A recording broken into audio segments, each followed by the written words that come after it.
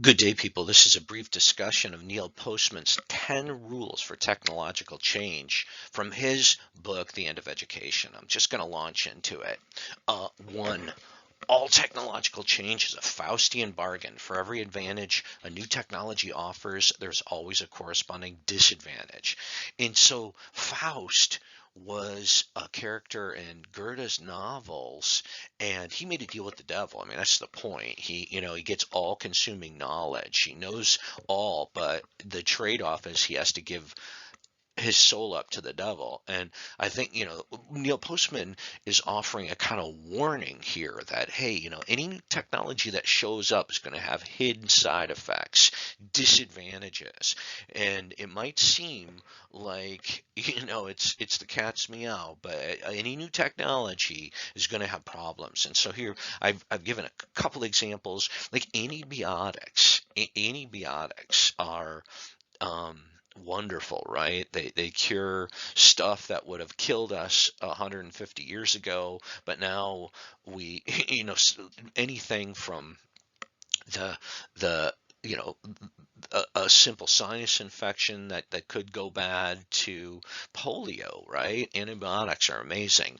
However, a side effect of antibiotics are bacteria that are resistant to any kind of intervention. And so you get like stories like Alex Smith. He's the quarterback for the what is the Washington team now? It's not the Redskins anymore. They call them the Washington football team. Um, he broke his leg in play, and they operated, and he got a staph infection, and they couldn't cure it, and he came really close to losing his leg. So and that could happen to any one of us. You could go in the hospital for a simple operation, and because of antibiotics, that's the kind of funny thing. Same with the calculator and word perfect. I was there. I remember my dad was an engineer for Caterpillar Tractor, and he brought home one of the very first calculators, and we all thought it was so amazing that it would do the thinking for us. And indeed, that was the disadvantage, because pretty soon people lost that ability to do complex mathematics in their heads. And that's the same with autocorrect or word correct. I mean, it's very clear to me that students' spelling, indeed everybody's spelling, is worse now because you have some machine doing the work. I think hydrocodone. It's great to have these painkillers. However, if you have something so powerful, such an incredible narcotic, people are going to get addicted and just become zombies. And then the last example for this all technological change as a Faustian bargain would be something like oil, and how our whole society, everywhere you look, including your computer screen, has plastic. I mean, we are petroleum based, fossil fuel centered society. And no one would have anticipated that burning those fossil fuels would do stuff like clutter up our oceans and destroy our ozone. I mean, this whole idea of climate change is driven by oil, which is a wonderful thing. I mean, oil is we just wouldn't have any of our modern technologies without oil. However, we have to kind of deal with the unforeseen consequences. All right. Two, the advantages and disadvantages of new technologies are never distributed evenly among the population. This means that every new technology benefits some and harms others. And so it's not like a new technology is even across the board. For example, during the pandemic, the technology stocks have been going nuts. That's why I give the example of the NASDAQ, where virtually every other aspect of the economy is having a tough go of it. But I'll tell you what, I mean, if you had stock in Zoom or Facebook or Amazon, you're doing okay. Other examples would be stuff like the copper mines in Central America. So, I mean, what happened was the Westerners, or Africa's probably a better example. The Westerners buy the land, and they kind of take all the resources away, and what do they leave in their wake? Just kind of this nasty pollution. And I mean, that relates to Flint, Michigan. How did the lead get in the water in Flint? I mean, you ask yourself that. And I mean, I submit that it was most likely, although, I'm not a scientist, it was a byproduct, I think, of certain industries in and around Flint, particularly the automobile industry, right? I mean, lead is just, it's nasty business, right? And, you know, it, certain people benefit and other people have a disadvantage, just like with cutting edge medicine.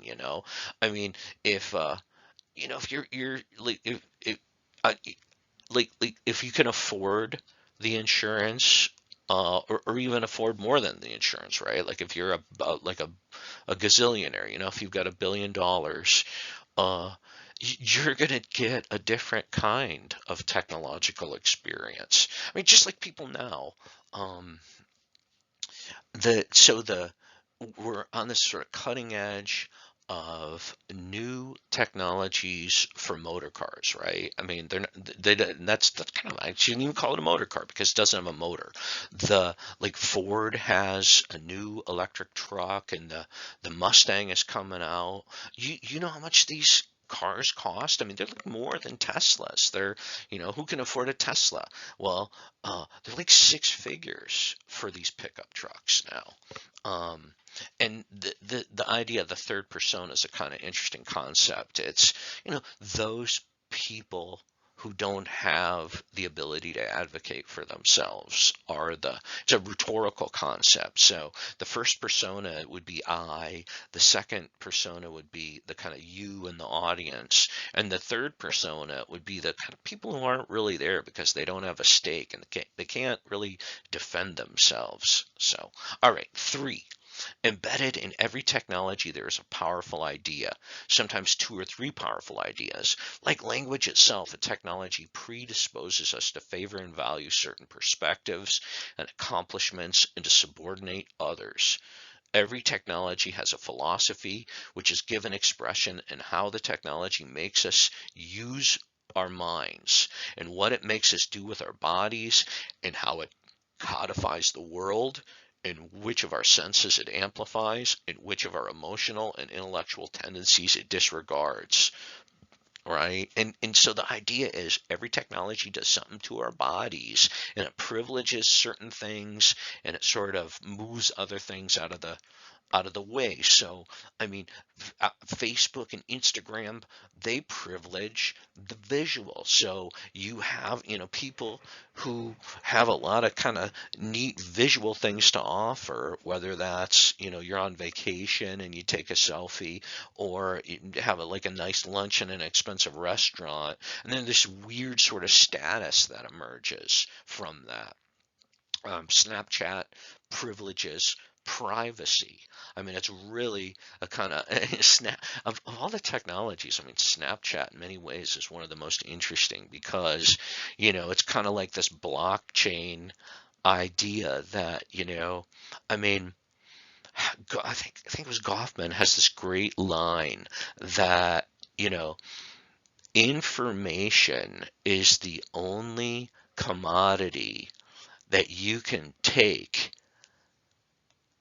and it's not missing, right?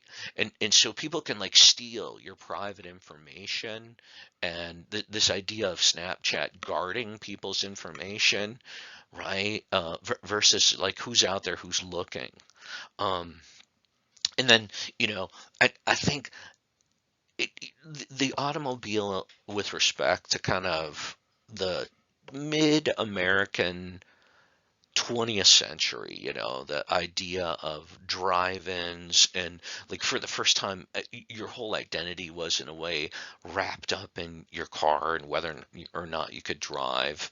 The automobile is very interesting because it privileges a kind of personal freedom. And whereas you think of like the bus system or the subway and other cities and other countries, that kind of privileges a sort of collectivism. It doesn't really so much privilege personal freedom, but maybe more like a joint esprit de corps or a kind of communalism. Okay, four, a new technology usually makes war against an old technology. It competes with it for time, attention, money, prestige, and a worldview. And so the examples I give are stuff like WordPerfect or the evolution of video games, the candle versus the light, green energy versus coal. It's like, there's this survival of the fittest. There's a kind of evolution of these technologies duking it out. And it's funny how the public decides, but then monopolies get involved. I think that's what happened with Word versus Word Perfect. And you know, WordPerfect was a word processor program that I used when I was a kid. It was so good. It was so easy to use. And then, Microsoft comes along, and because of its monopolies, I mean, I still get frustrated with Microsoft Word, and especially in outlining. Doesn't that just drive you nuts? Well, WordPerfect had this reveal codes where you could just make whatever. So I think the evolution of video games is, maybe a better example. Like, you could think of the latest. What are we on? Like the Xbox, whatever, the PS5. Pretty soon we'll be in virtual reality systems where it won't even just be like. Goggles. It'll be like haptic suits, like full body suits with like contact lenses, and like you already have the canceling, like noise canceling earplug stuff, right? What is that? The Apple, I'm spacing the term. You know what I mean, right? Yeah, I was there. I mean, I was there. I had the first Atari 2300. Bought it at Kmart. Stick the cartridge in, and your guy was essentially like a square. But it was amazing because there was never anything like it before.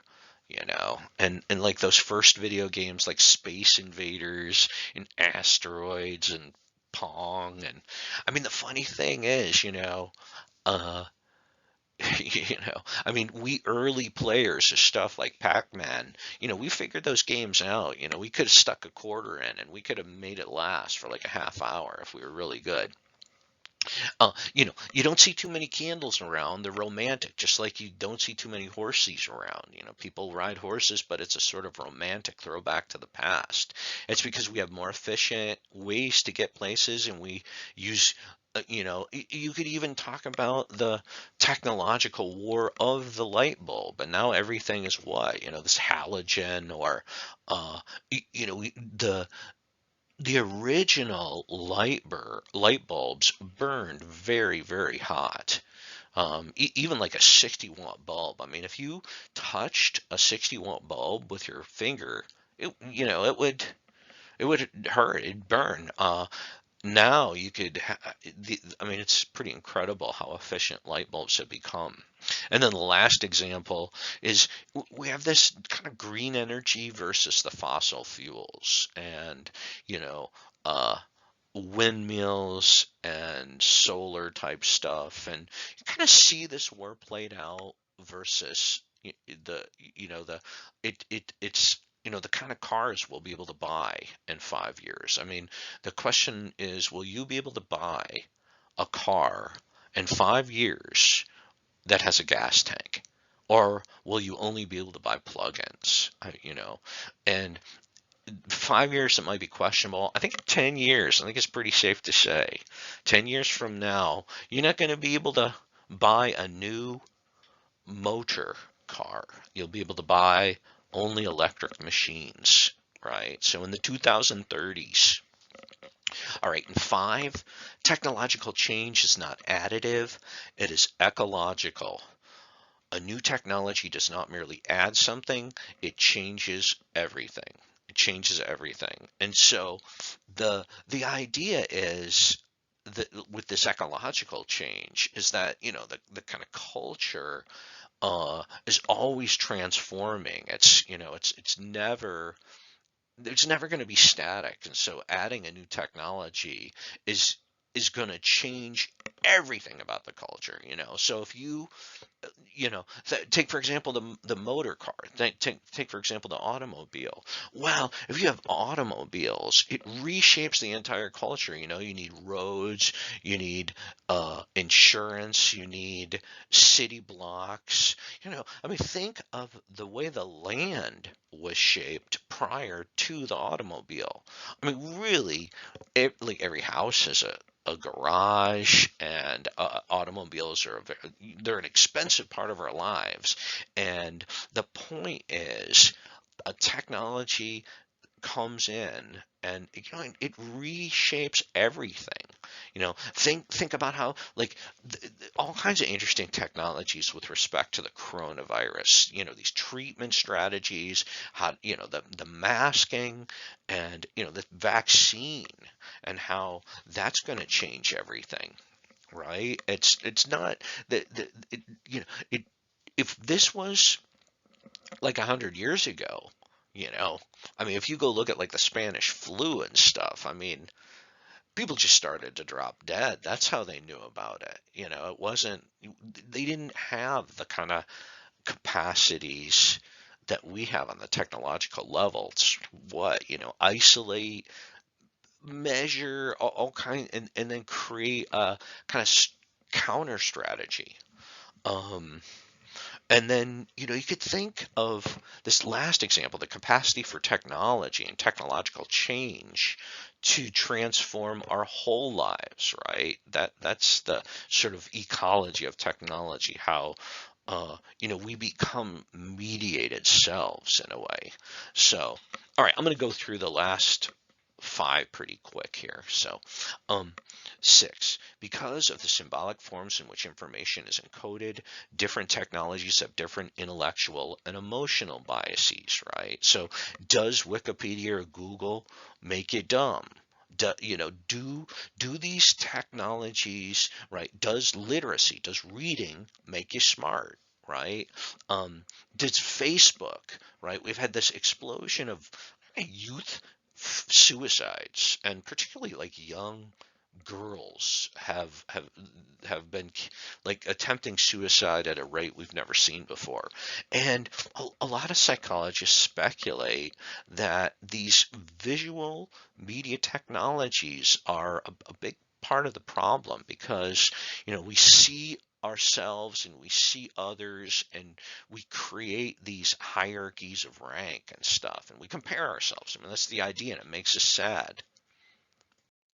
All right, seven. Because of the accessibility and speed of their information, different technologies have different political biases.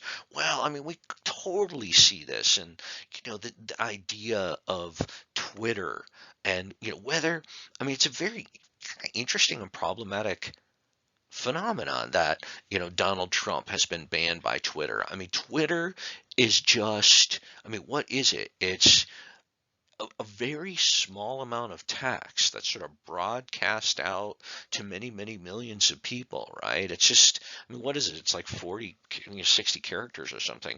And in a way, it has a sort of similar aspect to like the megaphone of like 1920s and 1930s fascism. And I'm not saying that Trump is a fascist or anything like that. I don't think that's what's going on. But you could think of like Mussolini or Franco, or even Hitler. That's the best example of that, where he'd get behind a microphone, and like for the first time in history, right, you had these stadiums full of people, and and like you can make the argument that in a way, you know, uh, th- those leaders were the kind of function and product and effect of certain technologies, like the megaphone, right?